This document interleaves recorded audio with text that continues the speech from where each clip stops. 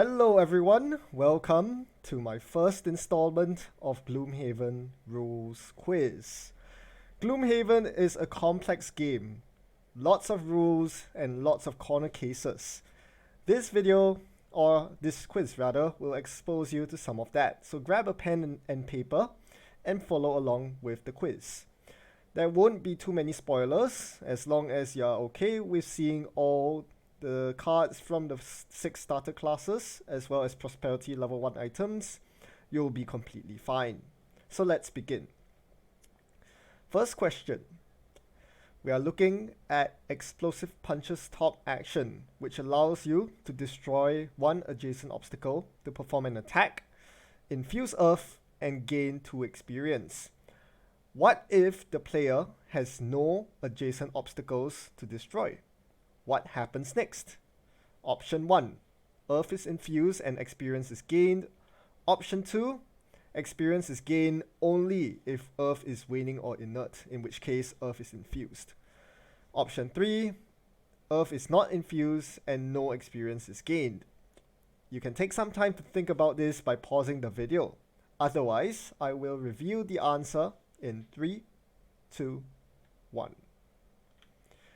Right, so Earth is not infused and no experience is gained because both elemental infusions and experience gains are predicated on at least one other part of the action happening. Because you don't destroy any adjacent obstacles or perform any attacks, the element infusion and the experience, they do not activate. You don't infuse nor gain the experience. Question 2. Frigid Apparition has an attack 3 that allows you to consume ice to add stun to it and gain 1 experience. What if the attack 3 does enough damage to kill the target? Option 1. If the player consumed ice before the attack, they gain the experience. Option 2. If they consume ice, they gain no experience because the stun did not happen. The target died, and so the stun and the experience don't take place. Option 3. Ice cannot be consumed because the target died after the attack 3. Answer in 3, 2, 1. Right, so option 1 is the correct answer here because elemental consumption is a decision that is made before the attack happens. Even before you draw the attack modifier, you need to decide whether to consume ice or not. And if you do consume ice, the experience is gained. This is mandatory, even if the stun does not take place for whatever reason. Question 3. Now we add in Perverse Edge to Frigid Apparition, a combo where one card consumes ice and the other generates ice. Assuming that ice is strong at the start of the turn, after using these 2 cards for their effects, will ice still be strong at the end of the turn? Option 1. Ice will still be strong at the end of the turn regardless of the order in which these cards are played. Option 2. Ice will be strong only if Perverse Edge is played last. If Frigid Apparition is played last to consume ice, then ice will be inert at the end of the turn. Option 3. Whichever order you play these cards, ice will be inert at the end of the turn.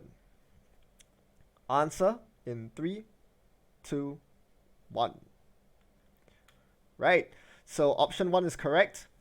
Ice will be strong no matter which order you choose because ice is infused by Perverse Edge only at the end of the player's turn in which the ability is used. So no matter which order you play the cards in, ice will only be infused at the end of the turn after the ice has been consumed by Frigid Apparition. As such, ice will always be strong at the end of the turn. Question 4. This has to do with enhancements. Which of these attacks can be enhanced with a multicolour infusion? Option 1. Both Flashing Burst and Gnawing Horde can take an elemental infusion. Option 2. Only Flashing Burst can take a multicolour infusion. Option 3. Neither card can take a multicolour infusion. Answer in 3, 2, 1. Right, so this is in the base rules. Option 2 is correct because for summons and summon attack lines, only +1 stickers can be pasted. There are other summons out there that generate elements on attack, but you cannot paste an elemental sticker as an enhancement. Question 5. This has to do with an enhanced card, Flashing Burst. It is Flashing Burst enhanced with a multicolour infusion, like we saw in the previous question. Assuming this card is played for its top action, when does the player decide the actual element to infuse from the multicolour infusion? Option 1, before modifier cards are drawn for the attack, or option 2, at the end of a player's turn. Answer in 3, 2, 1. Right, option 2 is correct. Just as with the Frigid Apparition and Perverse Edge combo, elemental infusions only happen at the end of the turn, and as such, the players decide when the element is infused only at the end of the turn. Question 6. This has to do with monster elemental infusions. Consider a monster that draws this ability card shown here. Move 3, attack 6, infuse darkness. However, this monster is disarmed and immobilized, and there's only one copy of this monster on the table. So on this monster's turn, will darkness be infused? Answer in 3, 2, 1. Now, surprisingly, the answer is option 1. Darkness is infused. This is different from player effects. On player cards, if you are not able to perform any part of the action, meaning to say you are immobilized and cannot perform your move, you are disarmed and cannot perform your attack, then the infusion doesn't take place because you did not perform any part of the action. But that only applies to player characters. For monsters, this does not apply. They do perform the infusion even if they cannot perform another ability during their action, as clarified in the FAQ. So in this case, darkness is still infused even if the monster did not move or attack. Question 7. Same thing, but this time it's elemental consumption instead of infusion. The darkness consumption here is tied to the attack 6 of the monster. Will darkness be consumed if the monster is disarmed and immobilized? Answer in 3, 2, 1. Well, option 2 is correct here. Just as with player abilities, if the mainline ability fizzles for any reason, for in this case, the attack 6 fizzles because the monster is disarmed, the consumption of the element does not take place.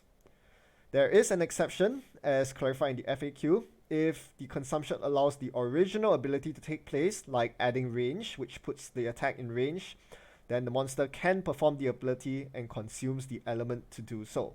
However, this is not the case here. Even by consuming the darkness here, the monster is still disarmed and not able to perform its attack. As such, it will not consume the element. Final question. This has to do with Craigheart's backup ammunition. The top loss action is active, meaning that the Craigheart is gaining at target on its ranged attacks. It also uses Earthen Clod, its top action, a ranged attack that consumes earth to immobilize and gain 1 experience. Because of backup ammunition, the Craigheart targets 2 enemies instead of 1. How many targets are immobilized and how much experience does the Craigheart gain? Read through the 3 options and answer in 3, 2, 1. The answer is option 2. Both targets are immobilized, but you only gain 1 experience. Why is this? Why is there this disparity?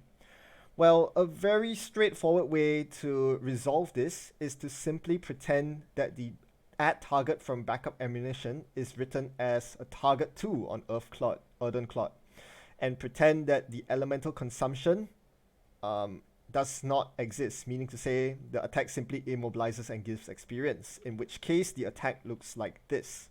Attack 2, range 5, target 2, immobilize and gain 1 experience. If Earthen Clod was written like that, then the answer is obvious. Both targets are immobilized and only 1 experience is gained. Just as with other multi-target attacks, you don't gain experience for each target you successfully hit. You only gain 1 experience for the entire attack action. As for the immobilize, it still applies to every target that the attack hits. So this is why there is a disparity between the number of targets immobilized and the amount of experience you gain. Right, so that brings us to the end of the quiz. How many points did you score? How well did you do?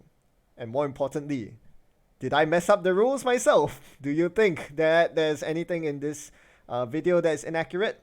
Leave a comment in the comment section. I'd love to hear from you. Otherwise, thanks for playing along, and I hope to see you again soon. Goodbye.